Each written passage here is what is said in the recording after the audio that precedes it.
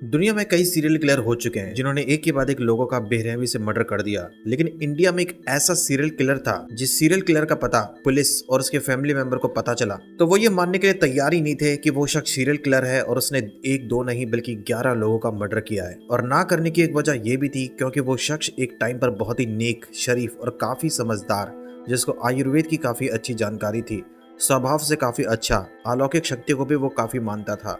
तो जिस इंसान में इतनी सारी खूबी हो और इतनी सारी नॉलेज हो और सभी लोगों को उस पर एक टाइम पर यही उम्मीद थी कि वो हमेशा लोगों की मदद करता है, कभी भी उसने अपनी लाइफ में पहले ऐसा काम नहीं किया जिसकी वजह से उसे जेल जाना पड़ा हो। लेकिन जब बाद में लोगों को पता चला कि वो तो शहर का सबसे बड़ा सीरियल किलर है तो लोग भी हैरत में पड़ गए। तो फिर क्या थी इस केस की कहानी जिसमें सीरियल किलर ने एक के बाद एक बेकसूर लोगों का मर्डर कर दिया, और क्या कभी वो सीरियल किलर पकड़ा गया या नहीं? Let's start this case. Hyderabad से लगभग 120 किलोमीटर दूर एक इलाका था, नगर कन्नूर, और इस इलाके में एक शख्स रहता था जो प्रॉपर्टी डीलिंग का काम करता था। स्टार्टिंग में उसने जब बिजनेस स्टार्ट किया तो अच्छी इनकम हुई थी। प्रॉपर्टी डीलिंग के वर्क में कई दिनों तक उसका काम काफी अच्छा हुआ, काफी पैसे उसने कमाए, लेकिन एक टाइम के बाद उसे बिजनेस में काफी नुकसान हुआ और काफी पैसे खत्म हो गए। उसके जो कमाई हो रही थी वो भी इतनी नहीं हो रही थी, तो पैसों की कमी की वजह से अब उसकी लाइफ में प्रॉब्लम शुरू होने लगी। लेकिन फिर भी वो काम करता रहा और वो आयुर्वेद का काफी अच्छा विशेषज्ञ था, लोगों को आयुर्वेद की दवाई भी देता था और उसने लोगों को फ्री में भी मेडिसिन दी थी। इसके अलावा वो आत्माओं में काफी विश्वास रखता था और लोगों को बताता था कि आत्माएं होती है और वो इस दुनिया में होती है और कब तक रहती है। वो शुरुआत से ही लोगों को बताता था कि दुनिया में कई जगह पर कुछ खजाने गड़े हुए हैं और उसके पास एक शक्ति थी जिस शक्ति से वो पता लगा लेता था कि आखिर वो खजाना किस इलाके में किस जगह पर गड़ा हुआ है और वो उसको ढूंढ सकता है। और कई लोग जब उसकी बात को सुनते थे तो कुछ लोग नहीं मानते थे और कुछ लोग मानते थे कि हाँ, उसके पास वाकई में शक्ति है जिससे वो खजाने को ढूंढ सकता था। तो उसके इसी जुनून और पागलपन के चर्चे काफी टाइम से थे। तो 12 दिसंबर साल 2018 में वेंकटेश नाम का शख्स अपनी बीवी से बोलता है कि उसको प्लॉट खरीदना है जिसके लिए वो नगर कन्नूर इलाके जा रहा है और वहां पर उसका सत्यनारायण से सौदा हो चुका है। तो रजिस्ट्री और डॉक्यूमेंट के लिए अब उसे नगर कन्नूर जाना है और वो ये बताता है कि उसके साथ 2 दोस्त और भी जा रहे हैं। जब प्लॉट और रजिस्ट्री का काम खत्म होगा तो वह वापस आ जाएगा और जाने से पहले वो ये भी बोलता है कि अगर वो आने में लेट हो जाए, टाइम पर ना आ पाए, तो वो उसको फोन कॉल कर ले और फोन नंबर डायल ना हो तो वो एक दूसरा फोन नंबर उसको देता है जो उसी सत्यनारायण का था जिससे उसको प्लॉट खरीदना था। उसके बाद वेंकटेश घर से निकल जाता है। लगभग 2 दिन बीत जाते हैं। अब उसको वापस घर जाना था लेकिन वो पहुंचता ही नहीं। उसकी बीवी ने काफी इंतजार किया लेकिन जब वेंकटेश नहीं लौटा तो उसका फोन नंबर उसने कई बार मिलाने की कोशिश की लेकिन फोन भी नहीं लग रहा था। तो सबसे पहले तो उसने 2 दोस्तों से बात की जो उसके साथ गए थे। उनसे बातचीत करने पर पता चला कि वो दोनों तो उसके साथ गए ही नहीं थे, क्योंकि जब जाने का टाइम हुआ था तो वो कुछ वर्क में बिजी थे तो उन्होंने जाने से इनकार कर दिया और वेंकटेश अकेला ही वहां चला गया था। तब उसकी बीवी उस दूसरे फोन नंबर पर कॉल करती है जो वेंकटेश ने उसको दिया था, सत्यनारायण जिसका प्लॉट वेंकटेश खरीदने वाले थे। तो जब उसे फोन नंबर पर कॉल किया उसने तो फिर उस सत्यनारायण ने उसकी बीवी से कहा कि हाँ, वो गए तो थे लेकिन जब रजिस्ट्री डॉक्यूमेंट का काम खत्म हो गया तो वो वापस चले गए और बस उनको इतना ही पता है। वो ये भी बोलता है कि हो सकता है कि वो कहीं और चले गए हों और कुछ दिन के बाद घर पहुंच जाए। वो ज्यादा फिक्र ना करे और इंतजार करे, वो घर पहुंच जाएंगे। लेकिन उसकी बीवी को फिक्र थी क्योंकि इससे पहले ऐसा कभी नहीं हुआ था कि वो बिना बताए कहीं और चला गया हो, और कभी भी अगर पहले कहीं और भी वो जाता था तो सबसे पहले घर में बता देता था। तो एक टाइम के बाद वो घर पहुंच जाता था लेकिन इस बार ऐसा नहीं हुआ था। तो अब बीवी परेशान कि आखिर वो क्या करे। तो उसने काफी पता लगाने की कोशिश की लेकिन पता नहीं चला कि आखिर वो है कहाँ पर। उसके बाद उसकी वाइफ ने वेंकटेश कि उन दोनों दोस्तों को साथ लिया और वो पहुंच गई नगर कन्नूर के उस इलाके में जहां वेंकटेश गए थे। वहां पहुंचने के बाद सत्यनारायण का एड्रेस का पता लगाने की कोशिश की। उस शख्स को इलाके में सब जानते थे तो एड्रेस ढूंढने में काफी ज्यादा प्रॉब्लम नहीं हुई और ये लोग सत्यनारायण के घर पहुंचे। वहां से पूछताछ की तो सत्यनारायण ने वही बताया कि जो फोन पर कहा था कि वेंकटेश उसके घर पहुंचे तो थे लेकिन रजिस्ट्री और डॉक्यूमेंट का काम खत्म होने के बाद वो वापस चले गए और फिर उनको पता नहीं कि वो कहां पर गए। लेकिन पत्नी को शक होता है क्योंकि पूछताछ के दौरान वो थोड़ा डर के बात कर रहा था, कॉन्फिडेंस नहीं था। ऐसा लग रहा था कि कभी कुछ और बाद में कुछ और बोल रहा है। वेंकटेश की पत्नी फिर पुलिस स्टेशन जाती है और फिर मिसिंग कंप्लेंट करवा देती है। जब पुलिस स्टेशन में कंप्लेंट दर्ज होती है तो पुलिस को भी लगा कि शायद वो प्रॉपर्टी के वर्क के लिए किसी और जगह गया होगा और हो सकता है कि कुछ दिनों के बाद वो वापस घर आ जाए। तो पुलिस ने इंतजार करने के लिए कहा लेकिन कुछ दिन और बीते, वेंकटेश घर नहीं लौटा। अब पुलिस को भी लगा कि हाँ, इस केस में जांच होनी चाहिए। तो उसके बाद पुलिस इन्वेस्टिगेशन करती है कि आखिर मामला है क्या। जब पुलिस इस केस की इन्वेस्टिगेशन करती है तो पुलिस को पता चलता है कि हाँ, 12 दिसंबर को वेंकटेश उस सत्यनारायण से मिला था क्योंकि पहले प्रॉपर्टी डीलिंग की बात हुई थी। वेंकटेश को वो प्रॉपर्टी खरीदनी थी और उस टाइम कई लोगों को पता था कि वेंकटेश वहां उससे मिला है और इसके अलावा कोई और चश्मदीद गवाह नहीं था। तो सत्यनारायण वो आखिरी शख्स था जो चश्मदीद के तौर पर देखा जाता है। वो किसी भी केस के लिए काफी इंपॉर्टेंट है और सत्यनारायण ही आखिरी बार वेंकटेश से मिला था। तो अब उसको पूछताछ के लिए पुलिस स्टेशन बुलाया जाता है, उससे पूछताछ की जाती है। बातचीत के दौरान पुलिस को भी लगता है कि हाँ कि वो सही ढंग से नहीं बोल पा रहा है, डरा हुआ है। हालांकि उसने कई बार बोला कि वो नहीं जानता कि वेंकटेश कहाँ पर है, लेकिन पुलिस को लगा कि कुछ गड़बड़ है। कॉल डिटेल भी चेक किया तो वो भी वैसे नहीं थे जैसे उसने कहा था। अब पुलिस की टीम भी सख्ती से पूछताछ करती है उससे। अब उसके पास सत्यनारायण, जिसका कोई पहले क्रिमिनल रिकॉर्ड था नहीं, क्राइम तो पहले उसने किया था, एक के बाद एक लोगों का मर्डर किया था, लेकिन पुलिस को पता नहीं है कि जो शख्स पुलिस स्टेशन में बैठा हुआ है, वो जिससे पूछताछ कर रही है, वो कोई आम क्रिमिनल नहीं बल्कि एक सीरियल किलर है जो शहर का सबसे बड़ा सीरियल किलर था। और जब उससे स्टार्टिंग में पूछताछ की गई थी तो उसने मना किया, लेकिन एक टाइम के बाद वो टूट गया और फिर वो बताता है कि हाँ उसने वेंकटेश का मर्डर किया था। जैसे ये बात पुलिस को पता चली और पुलिस भी हैरान कि ये तो एक मर्डर का मामला है, तो फिर पुलिस से उससे पूछते हैं कि तुमने कब और कैसे मर्डर किया बताओ। उसके बाद सत्यनारायण बताता है कि वेंकटेश को एक इलाके में प्लॉट खरीदना था। जब उसने उससे कांटेक्ट किया क्योंकि वो प्रॉपर्टी डीलिंग का काम करता था, फिर सत्यनारायण ने उसको एक प्लॉट बताया जिसकी कीमत लगभग 10 लाख रुपए थी। तो वेंकटेश प्लॉट को खरीदने के लिए तैयार हो जाता है, लेकिन फिर बाद में सत्यनारायण एक और बात उससे कहता है कि जिस जगह पे वो प्लॉट खरीदने वाला है उसी जगह पर एक गड़ा हुआ खजाना है और उसकी जो कीमत है वो प्रॉपर्टी की कीमत 10 लाख से भी ज्यादा है।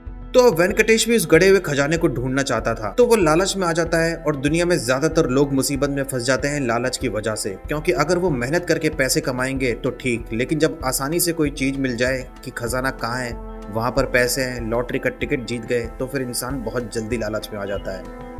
कई लोगों के अंधविश्वास के चलते ही बहुत सारे पैसे बर्बाद हो जाते हैं। तो वेंकटेश भी लालच में आ गया और वही कहता है ठीक है, वो प्रॉपर्टी को खरीदने के लिए तैयार है, वो खजाने को भी ढूंढेगा।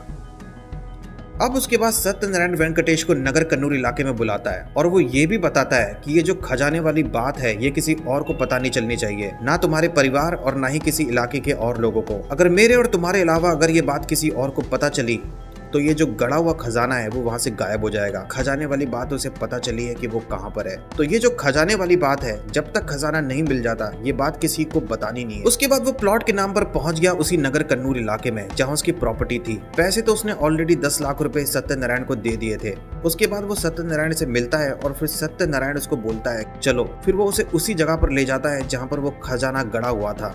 फिर वो उसे एक सुनसान जगह पे ले जाता है। वहां ले जाने के बाद वो उससे बोलता है कि खजाना तो हमको मिल जाएगा, लेकिन उससे पहले हमको एक काम करना पड़ेगा, हमें 3 महिलाओं की बलि देनी पड़ेगी। अब वेंकटेश एक सीधा साधा इंसान, कभी भी उसने पहले किसी का मर्डर नहीं किया, उसका कोई क्रिमिनल रिकॉर्ड नहीं। बेशक वो लालच में आ गया था, लेकिन जब उसने उसकी बात सुनी कि खजाना ढूंढने से पहले उनको 3 महिलाओं का मर्डर करना पड़ेगा तो वो डर जाता है और उससे ये बोलता है कि वो क्या बात कर रहा है। अगर ऐसा था तो उसने उससे पहले क्यों नहीं बोला कि किसी को मारना पड़ेगा। उसके बाद वेंकटेश उससे कहता है कि अब उसे खजाना नहीं चाहिए और उसके 10 लाख रुपए वो उसको वापस दे दे और वो वहां से चला जाएगा। उसके बाद सत्यनारायण उसको समझाता है और कहता है कि ठीक है, कोई बात नहीं, एक और रास्ता है, उसको ट्राई कर लेते हैं, हो सकता है कि कुछ हो जाए।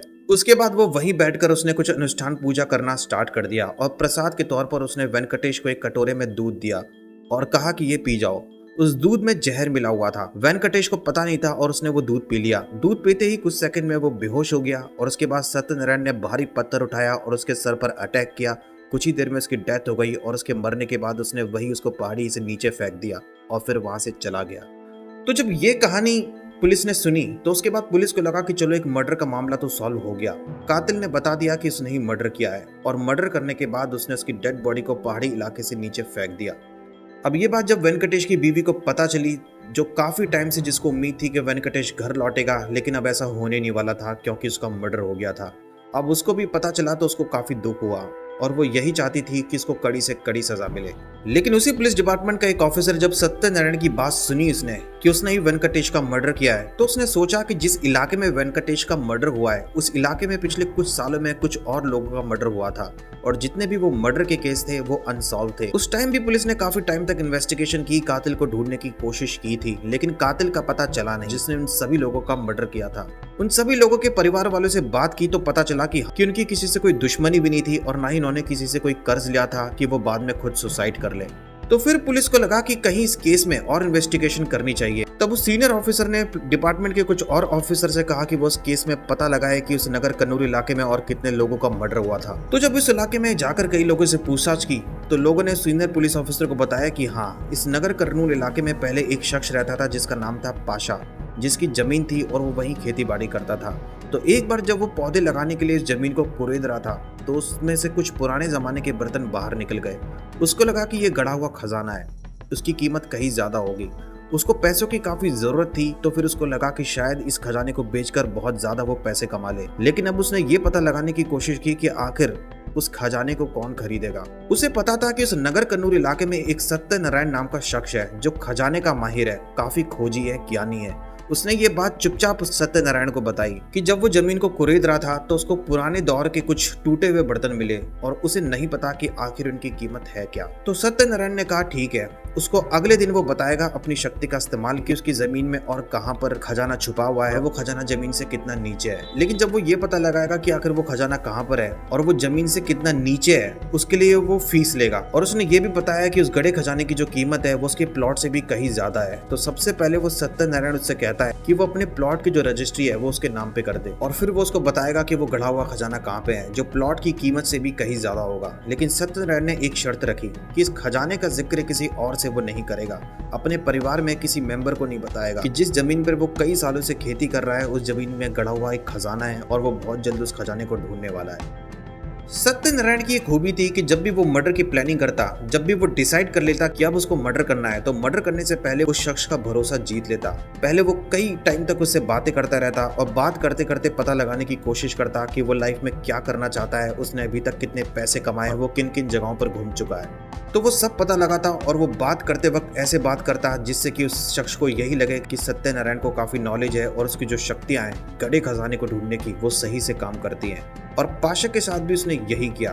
कई वक्त तक उसने उससे बात की। जब उसका भरोसा उसने जीत लिया तो बाद में उसने प्लान के अकॉर्डिंग उसका मर्डर कर दिया। पाशा भी बाद में लालच में आ गया था। सत्यनारायण ने उसको बताया था कि वो प्लॉट की रजिस्ट्री उसके नाम पे कर दे और उसके बाद वो गड़े हुए खजाने का उसको बताएगा कि वो कहाँ पर है, जिसकी कीमत प्लॉट से भी कहीं ज्यादा होगी।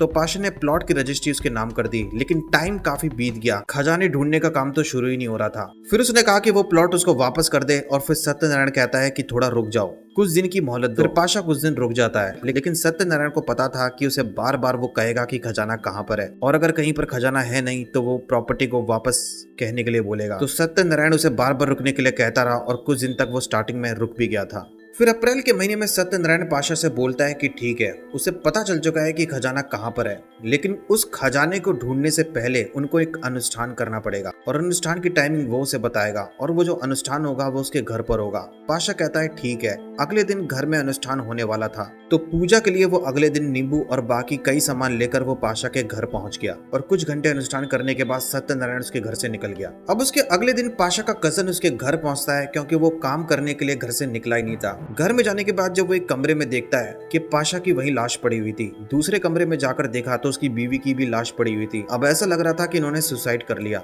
उसको घर में कुछ पूजा पाठ की सामग्री भी मिलती है। उसको थोड़ा अजीब लगता है कि ये सामान आखिर बिखरा हुआ क्यों है वहाँ पर। तो बाद में बाकी फैमिली मेंबर को भी जब पता चला, लेकिन पाशा ने पहले किसी को भी गड़े खजाने का बताया नहीं था और ना ही उसने सत्यनारायण को प्लॉट भेजा है ये बात कही थी, इसलिए मामला सत्यनारायण तक पहुंचा ही नहीं और वो इस केस में बचा रहा। तो जब ये कहानी पाशा का मर्डर हुआ है पुलिस को पता चली तो फिर पुलिस ने इन्वेस्टिगेशन की और पुलिस की टीम को पता चला कि पाशा ने प्लॉट की रजिस्ट्री सत्यनारायण के नाम की थी। अब पुलिस के पास एविडेंस था और पुलिस की टीम दोबारा उससे पूछताछ करती है और सत्यनारायण से पूछा जाता है कि बताओ तुमने और कितने लोगों का मर्डर किया। पहले तो वो मना करता है कि उसने सिर्फ वेंकटेश को ही मारा है, लेकिन फिर पुलिस उसको प्लॉट की रजिस्ट्री का बताती है और कैसे उसके बाद इलाके में एक और मर्डर हुआ था। कुछ देर के बाद अब सत्यनारायण को भी लगता है कि अब झूठ बोलने का कोई रास्ता है नहीं और फिर वो बताता है कि उसने पिछले 3 सालों में 1-2 नहीं बल्कि 11 लोगों का मर्डर किया है। अब पुलिस यहाँ पर हैरान, क्योंकि पुलिस स्टेशन में जिस शख्स को पुलिस एक आम क्रिमिनल समझ रही थी वो तो एक सीरियल किलर था जिसने 11 लोगों का मर्डर किया था पिछले 3 सालों में। जो शख्स इतना ज्ञानी है और समाज में बहुत लोग उसे अच्छा मानते हैं, उसकी कभी किसी से लड़ाई नहीं होती, सब लोग उसकी इज्जत करते थे, वही 11 लोगों का कातिल है। अब वो एक एक करके उन सभी लोगों के नाम बताता है जिसका उसने मर्डर किया था और अब ये नाम जैसे ही पुलिस वालों को पता चला, पुलिस उसी के अकॉर्डिंग इन्वेस्टिगेशन करती है और एक एक करके पुलिस को पता चलता है कि हाँ ये वही लोग हैं जिनका पिछले 3 सालों में मर्डर किया गया था। दोबारा नगर कन्नूर के जो अनसॉल्व केस थे इनको दोबारा चेक किया गया, केस की फाइल ओपन हुई और पता चला कि हाँ, इन सब का मर्डर जहर की वजह से ही हुआ था। अब पुलिस ने उससे पूछा कि आखिर उसने मर्डर क्यों किया, वो एक सीरियल किलर क्यों बन गया, जबकि वो प्रॉपर्टी डीलिंग का अच्छे से काम कर रहा था, काफी अच्छा पैसा कमा रहा था, तो फिर उसने लोगों के इतने पैसे क्यों ठगे और उनको बाद में क्यों मार दिया। फिर सत्यनारायण ने बताया कि उसने कभी सोचा भी नहीं था कि वो एक कातिल बनेगा, सीरियल किलर तो रहने ही दो, पढ़ाई में वो ठीक ठाक था, बाद में उसने प्रॉपर्टी डीलिंग का काम शुरू किया, उससे थोड़े बहुत पैसे कमाए, आयुर्वेद की उसे काफी अच्छी नॉलेज थी, तो लोगों को कई बार उसने दवाई भी दी और कुछ लोगों को तो उसने फ्री में भी दवाई दी थी जिन लोगों के पास पैसे नहीं होते थे। लेकिन बचपन से उसको एक जुनून था और उसको सपने भी आते थे कि दुनिया में अलग अलग जगहों पर खजाना गड़ा हुआ है और अगर वो उस खजाना उसको मिल जाएगा, क्योंकि इसे पता था कि कई सालों से कई सारे राजा महाराजा की हुकूमत रही है और जब वो एक जगह से दूसरी जगह जाते थे तो जमीन में कई सारे खजाने को दफन कर देते थे। तो उसका यही मानना था कि दुनिया में जो खजाने तो हैं, तो स्टार्टिंग में उन खजाने को उसने ढूंढने की कोशिश भी की, लेकिन टाइम काफी बीत गया,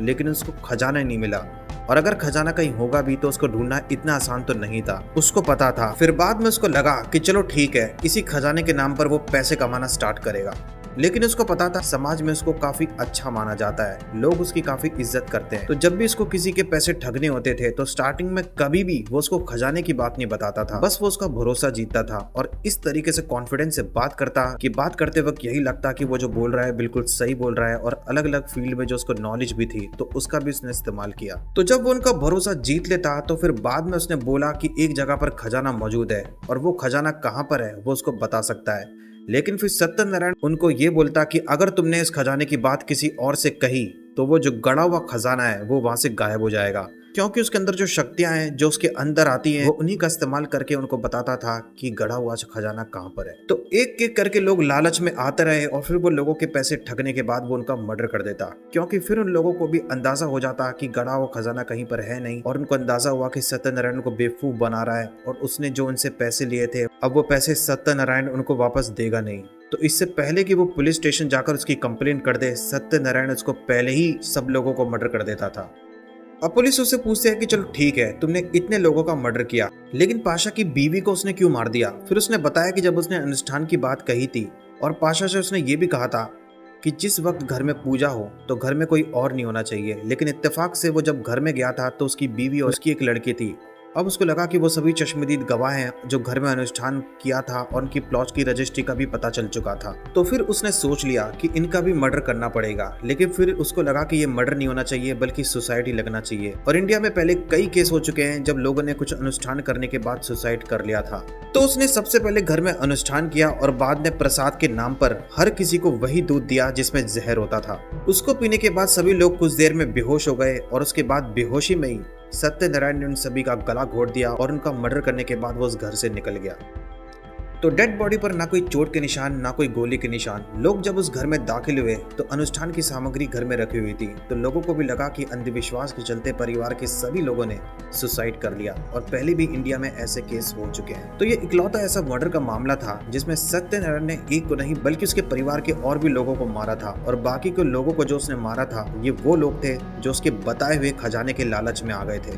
तो एक टाइम के बाद ये खबर मीडिया में काफी पॉपुलर हो गई और उसके बाद सत्यनारायण की फैमिली मेंबर को जब ये पता चला कि वो भी हैरान, उनको यकीन ही नहीं हो रहा था कि सत्यनारायण वो एक सीरियल किलर है, और इस इलाके के भी कई लोगों को जब पता चला तो वो भी हैरान, क्योंकि उनके लिए तो सत्यनारायण काफी अच्छा और ईमानदार था। हर किसी से वो बहुत अच्छी तरह से बात करता था, कभी भी किसी से लड़ाई झगड़ा नहीं हुआ, लेकिन उनको पता नहीं था कि वो क्रिमिनल है, और वो भी कोई आम क्रिमिनल नहीं बल्कि सीरियल किलर जिसने एक एक करके 11 लोगों का मर्डर किया था। वो मर्डर जो पिछले 3 साल से इलाके में हो रहे थे, और जब उन सभी केस की इन्वेस्टिगेशन की गई थी तो पुलिस को कई मामलों में यही लगा कि उनमें से ज्यादातर लोगों ने सुसाइड किया है, क्योंकि उनमें से कुछ जो लोग थे उनके घर में पैसों की काफी कमी थी और 2-3 लोगों ने पैसे कई ज्यादा उधार भी ले रखे थे, और जब टाइम पर वो उस पैसों को नहीं लौटा पाए तो उनको जान से मारने की धमकी मिलने लगी, और उनको ये भी धमकी दी गई कि अगर उन्होंने टाइम पर पैसे नहीं लौटाए तो उनके परिवार के सदस्यों को भी मार देंगे। तो पुलिस को यही लगा कि उन्होंने पहाड़ी से कूदकर आत्महत्या कर ली है, लेकिन ये कोई सुसाइड नहीं था बल्कि एक मर्डर था जो कि सत्यनारायण ने ही किया था।